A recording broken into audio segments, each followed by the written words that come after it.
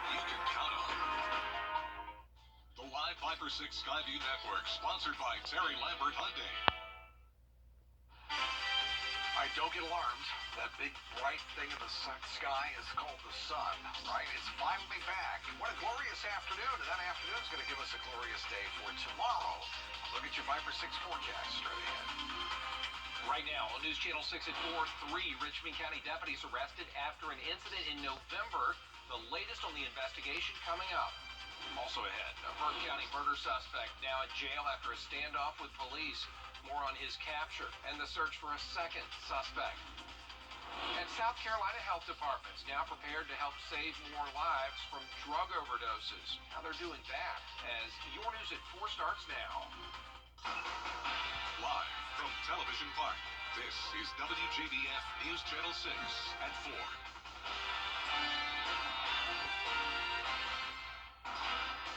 Good afternoon, everybody.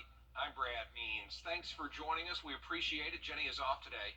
As coverage you can count on begins with the arrests of 3 Richmond County deputies. The arrests coming after an officer-involved shooting last month. Quincy Cannon, Andrew Acosta, and Robert Wilson all charged with hitting a suspect and slamming him into a wall after he was handcuffed. News Channel 6's Hannah Latier live at the sheriff's office with the details. The Georgia Bureau of Investigation arrested and charged the 3 deputies after they say an investigation revealed that they had assaulted a man after he had already been detained. The incident allegedly happened on November 10th. Richmond County Sheriff's Office and the Richmond County SWAT team were called to a home on Bungalow Road. Vernon Craddock Jr. allegedly barricaded himself inside the home, then shot another deputy. Deputies were able to take Craddock into custody shortly after. The sheriff's office asked the GBI to investigate after Craddock told agents he was assaulted by deputies after being detained. The GBI found that Craddock was slammed against the exterior wall of the sheriff's office while handcuffed and struck in the face and stomach while handcuffed in the elevator. This is one of the 911 calls from that night from a person who claimed to be at the home when Craddock shot up. I'm just calling because I was there when he came in the house with the gun. Did he point it on her, though? He got the gun in the house with her, and she don't know what happened. Okay, was he arguing or anything, ma'am? Yes. He just came in the house, threatened her, and stuff like that, and she had company and stuff, and they just jumped up and left. Okay. And I'm leaving too. Where's the suspect now? They in the house. She in the house with her.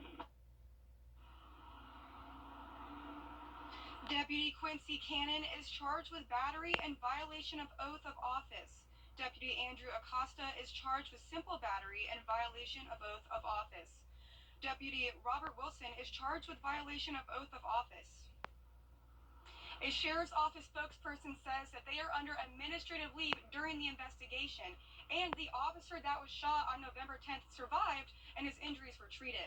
We reached out to the sheriff's office and the GBI for comment, but no one was available. Live in Augusta, Hannah Latier, WJBF News Channel 6. A murder suspect out of Burke County now in custody after a standoff in North Augusta. Investigators say they tried to serve a warrant about 5 o'clock Wednesday afternoon at a home on Millstone Lane. The suspect, 20-year-old Jordan Perkins, was taken into custody just after 11 last night. Perkins wanted for a murder in Girard, Georgia, back in July. 1 person was killed, 4 others injured after a shooting at a home on Claxton Road. Investigators say they are still looking for a second suspect. There he is, 22-year-old Jawandre Kelly. There's a $10,000 reward in this case. The son of a murder suspect is also facing charges today. 23-year-old Darius Berry, son of Tony Lee Berry, charged with accessory after the fact in the murder of Crystal Anderson. We've been telling you about this case. Anderson disappeared in August. Her ex-boyfriend, Tony Berry, charged with murder in the case. Anderson's body has not been found. Now, Darius Berry is in the Aiken County Jail, and we're going to work to find out more about those charges. Now to tonight's Cold Case Project, one that introduces us to a local mother fighting for justice for her son, who was murdered nearly 30 years ago. Leon Ellison disappeared March 29, 1994, his 17th birthday. He dropped his mom off at work at the old Kmart on Gordon Highway. She says he was expected to pick her up just before the store closed, but he never returned. A few days later, Leon's car found at Regency Mall, his body discovered near a golf course on Peach Orchard Road several days after that.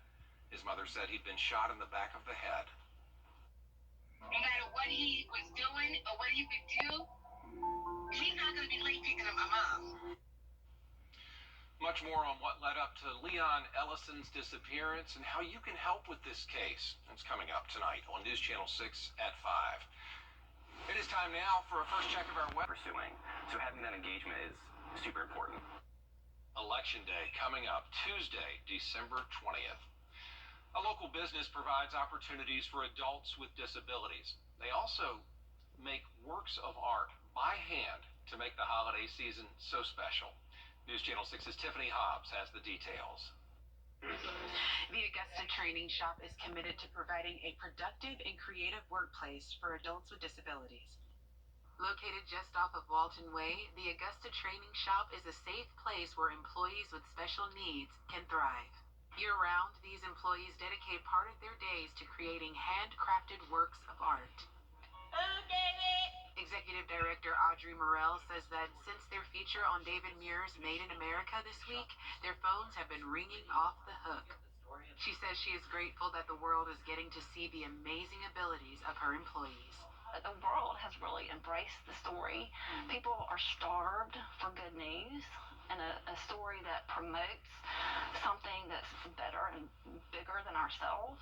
And so I'm almost in tears because the outpouring of love has been phenomenal. And it's been a blessing. It's something that my mission has always been. As you'll read anywhere that I've written, that it's my job to put these folks out into the world, to show the world what they can do. Due to the overwhelming response received over the last few days, the training shop will not be able to provide new orders of snowflakes or crosses until 2023. However, they have many other handmade items available for sale. For more information, visit us at wjbf.com. In Augusta, Tiffany Hobbs, WJBF, News Channel 6. Coming up, an American man now free